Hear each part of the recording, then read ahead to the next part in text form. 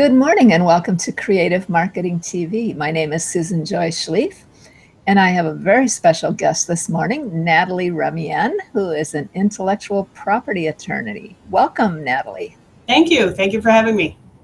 I'm really looking forward to talking to you.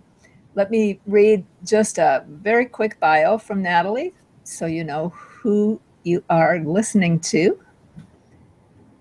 Natalie Remien is a partner and chair of the Intellectual Property Group at Levin Ginsberg.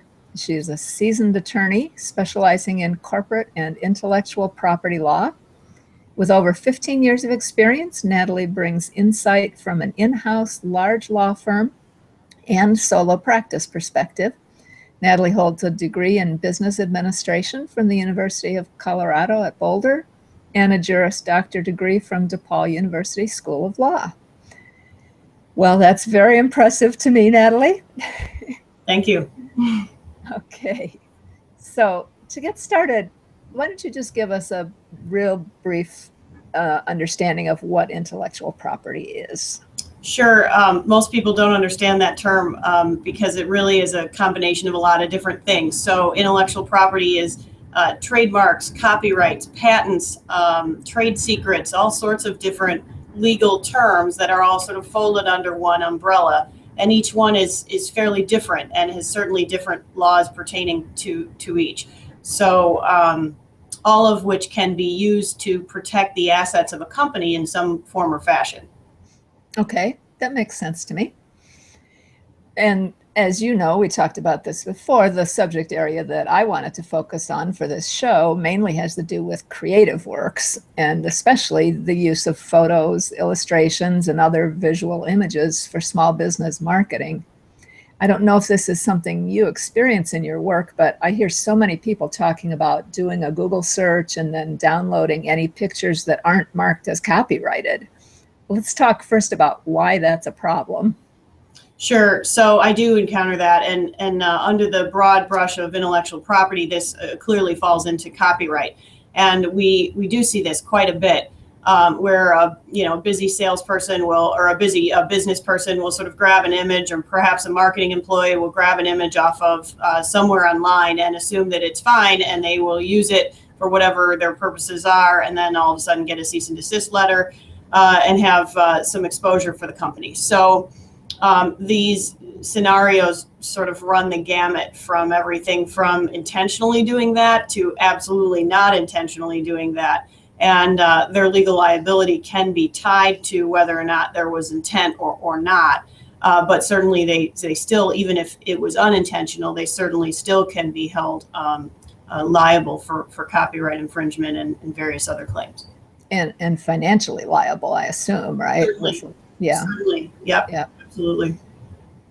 I've even seen, cases where we've received calls and the infringing place that the photos were uploaded to is a law firm.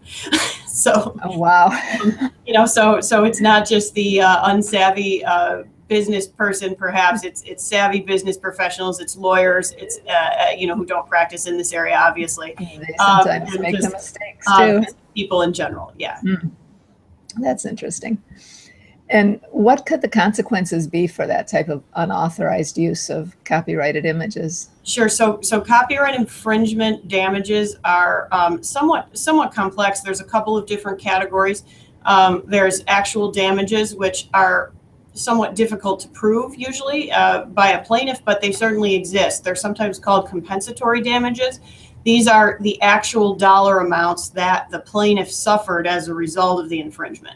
So this can be calculated in lost profits, perhaps lost licensing opportunities or revenue, or any other direct financial loss that the plaintiff can show to the judge. So the other one is a direct lost profits calculation. That's really only awarded if they exceed the amount of profits lost by the copyright owner by the actual damages. So it's sort of an additional layer.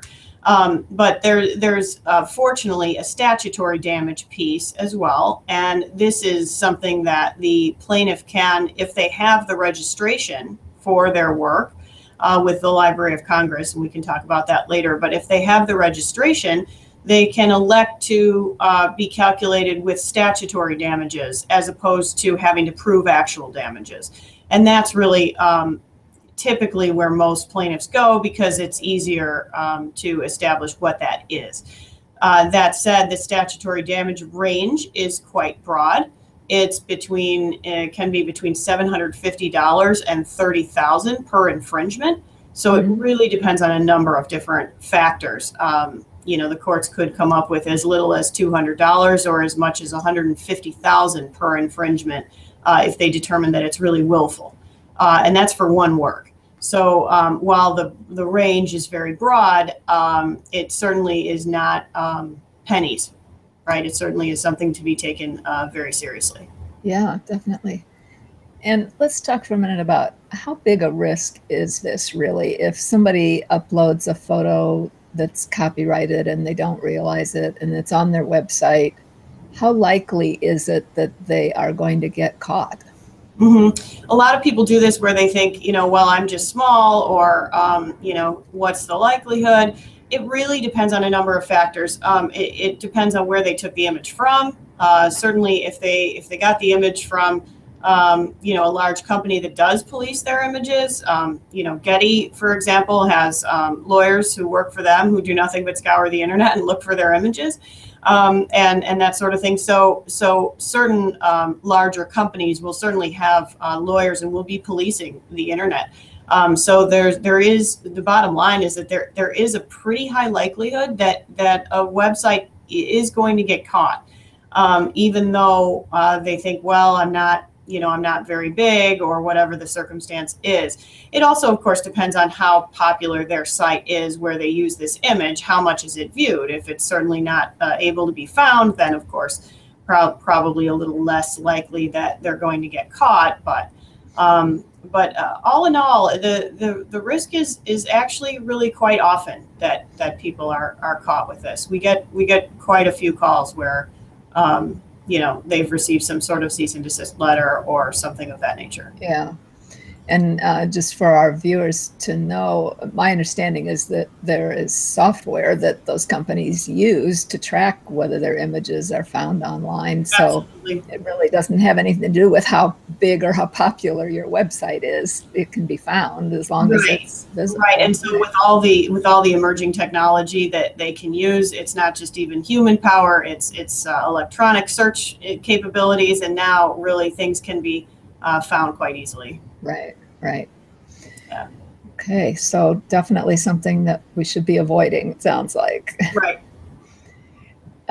There's one term that I see used a lot on the internet, and it's often used in ways that imply different meanings than what I think it really means. Can you clarify for us what royalty-free means in regard to digital photos and other images? Right, sure. So royalty-free is, as you say, is probably one of the more misunderstood terms out there because it does not mean free.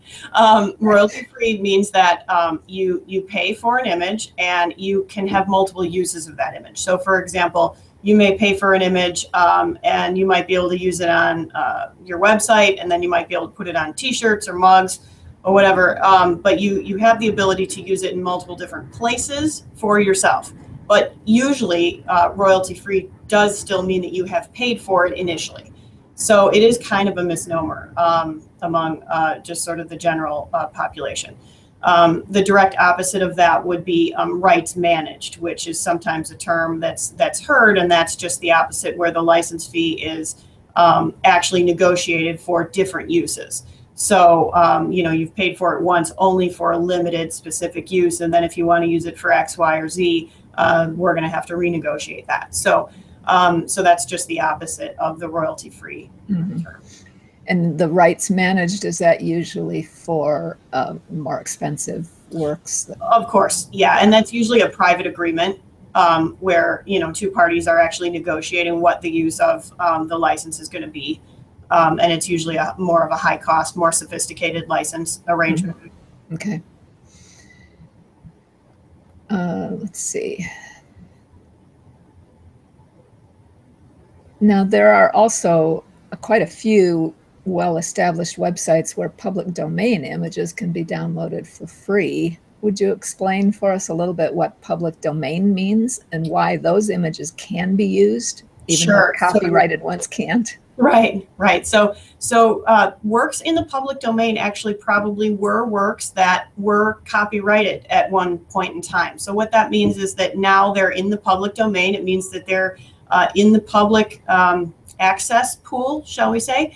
And these images can now be used probably because the copyright has been expired or has been forfeited in some way or just is inapplicable. So typically the copyright holder holds rights, give or take, for the life of the author plus 70 years. So for example, some of these public domain works are older works. Some examples of that could be the old silent films. Most of those are now in the public domain. So people can now use these and build on them and encourage works to be derived based on these things now that no one owns them anymore. Okay, yeah, that makes sense for expired copyrights.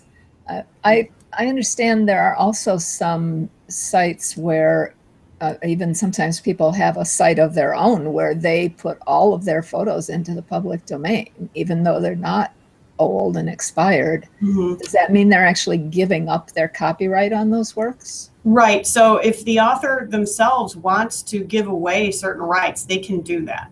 That's their work. That's their choice. Right. So if they want to say free and clear, I'm allowing everyone to use it, that's okay. They probably cannot then license those photos and claim ownership anymore because they've sort of given away these rights already. So no one would, the market wouldn't, wouldn't be interested in paying them anymore if they don't have to. But right. But certainly they can do that with their own work. Yeah. Okay. And do I understand correctly that once something is in the public domain, it stays there, right? People can't take it out of the public domain and copyright it again. Right, exactly. Now they can do it if they were to change the work into something else, they build on it, they create another, a derivative work sort of based on that, but it has its own copyrighted, properties, copyrightable properties, then they could do that. Mm-hmm. But they would be copywriting their new work. Their new work, exactly. Right, exactly. Okay. I understand that I had read about a situation where somebody uploaded a photo.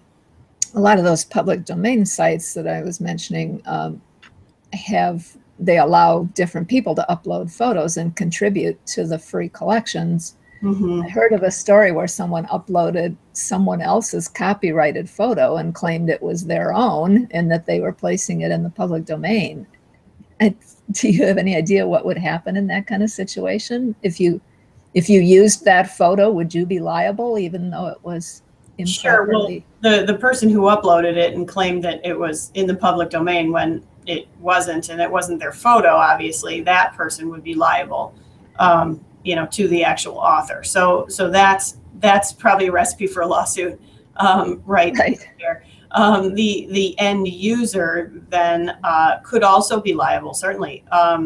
It's really the end user's responsibility to know where they get their images, to understand what they can use the images for, to understand what's in the public domain and what may not be, to understand what the scope of their use can be of those photos, things like that. So certainly, even though somebody put it up and called it public domain, sometimes the research needs to be done, and you need to make sure that what you're actually using is what you can use. So in that kind of situation, or actually anytime we're using a public domain photo, how should we protect ourselves?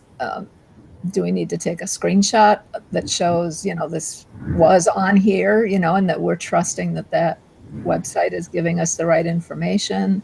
Right. Is there some other research that we should be doing to verify it? The research is sometimes difficult. Sometimes you can do it and you can find out where the image came from and you can do a little bit of digging. Sometimes that information is not available. So the best thing that you can do is keep good records of where you got the image, why you think that it's in the public domain. So if you ever do need to defend yourself, you can. And certainly that there wasn't any intent to take anything that wasn't yours. And certainly, if there is some kind of license arrangement or something, you want to make sure that you've paid for it and then complied with the terms of that. You can also look into Creative Commons type licenses as well, and sometimes that's helpful. Right. Yeah, actually, let's talk a little bit, if you don't mind, about Creative Commons, if you can give us a bit of an idea of how that works. Right. So the Creative Commons licenses, and what that means, you'll see the circle with the CC oftentimes. And what that means is that there's sort of now become a standard way for authors to declare their works where some rights are reserved instead of all the rights being reserved. So this allows people to use certain images for certain purposes, and then also determine how, if they're going to license them, if they're able to license them further, what kind of restrictions they need to continue to put on those images. So that's the idea of Creative Commons. There are a number of different categories of Creative Commons, so you need to understand which category you're in and then comply with those rules. Some are more restrictive than others. So some may just require attribution rights, which means that you just sort of need to give credit, and then all the way down to no commercial use and no derivative works, and you can't mess with the image at all. So it kind of runs the gamut between the very restrictive and the very non-restrictive. Right. And they even have a public domain designation too. Sure. Those are not copyrighted. Yeah. Sure. Yeah, I know one of the things I like about their licenses is that they're very easy to read. They provide a human readable version as opposed to the legal version. Right. And there are descriptions on these sites that tell you exactly what it is you can do with what type of license. And so if you follow those, you're ensuring, some safety. Right.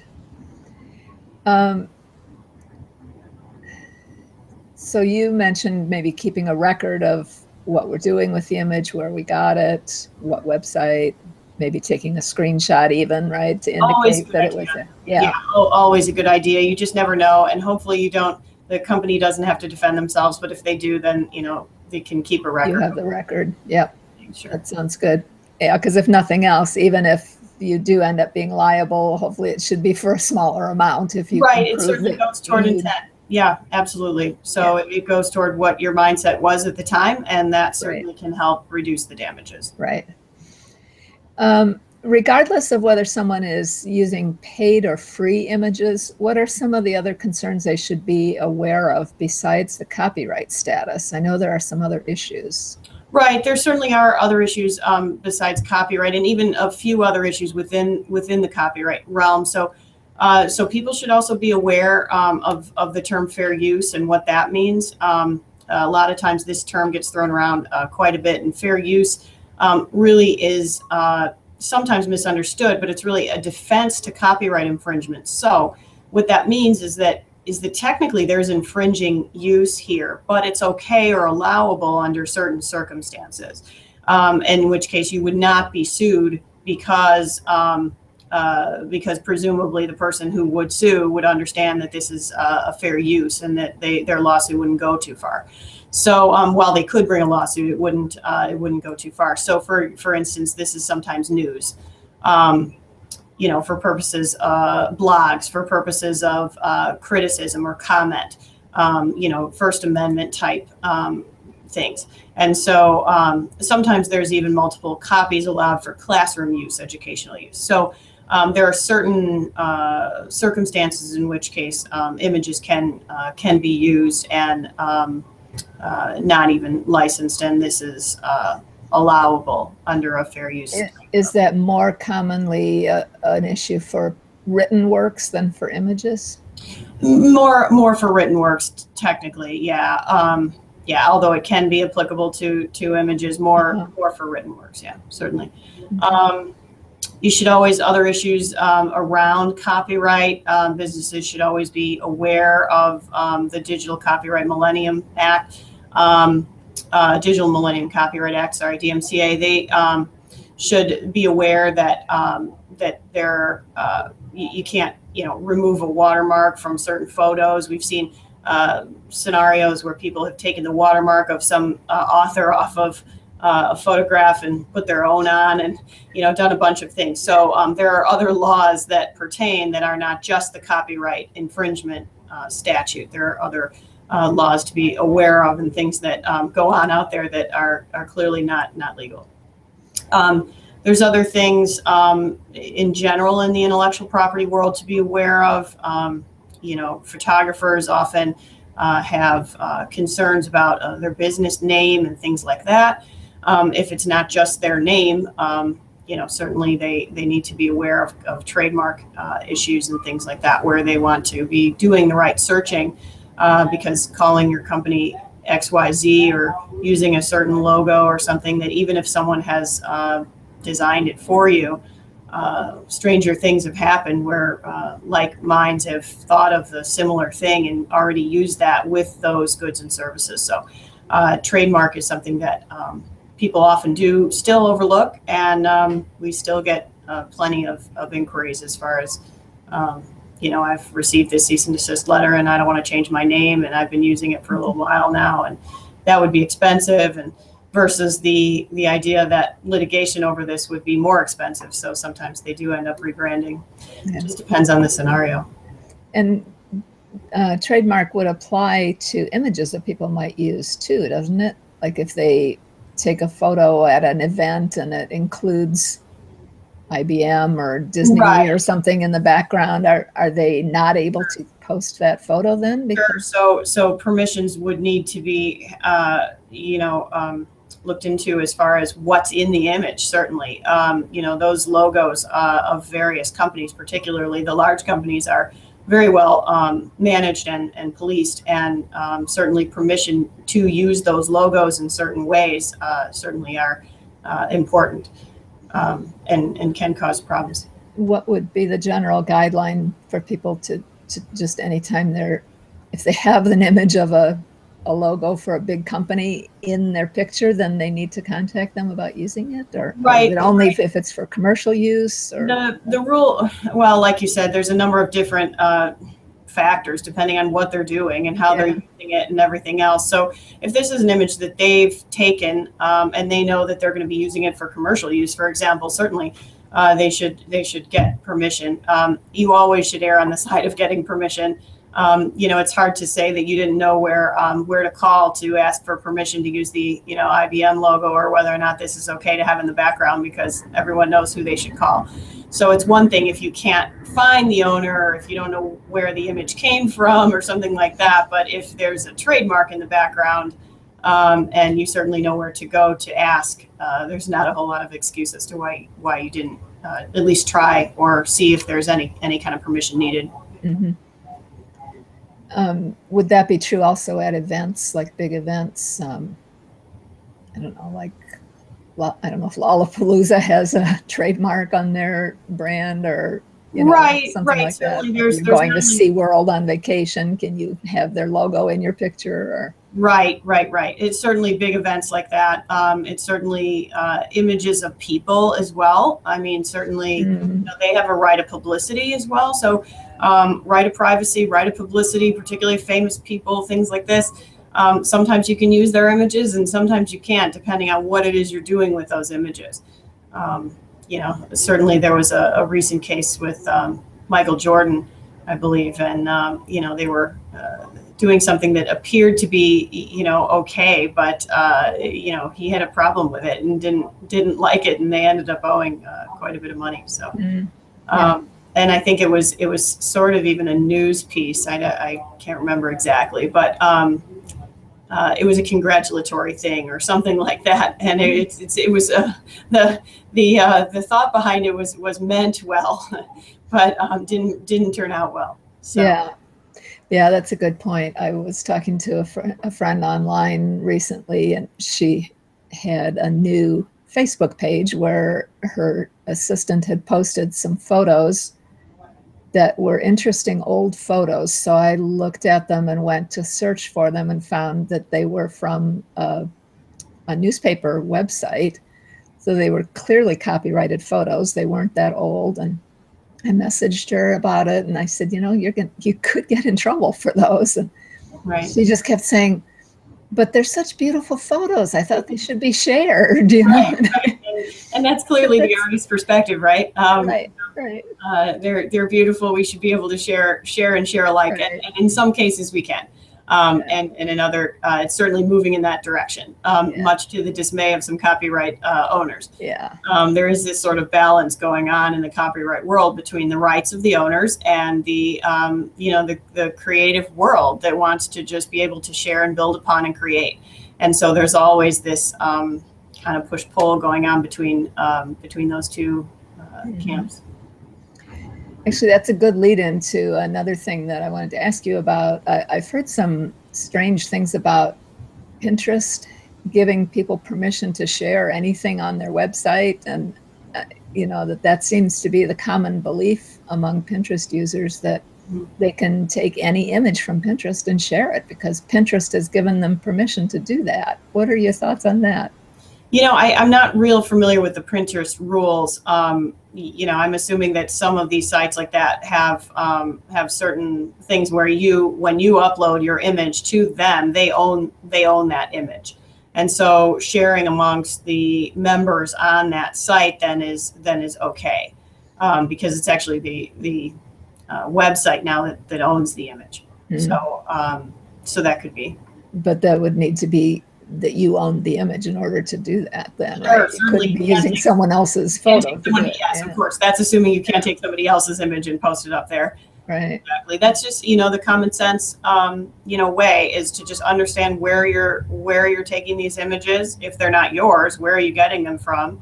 What are you doing with them? Is it commercial use? Are they published? Are they unpublished? Where are you getting them? And are you complying with any kind of rules that they have attached to them? Yeah. Yeah. It's a complex world. It is. It keeps you in a job, right? That's right. Exactly. I do have one question that's not related to visual images. Maybe we can close with this. We're getting close to the end of our time here. Is there a legal guideline for people who are creating books or blog posts and things and want to quote somebody? Quotes are so popular on social media and people are sharing them all the time.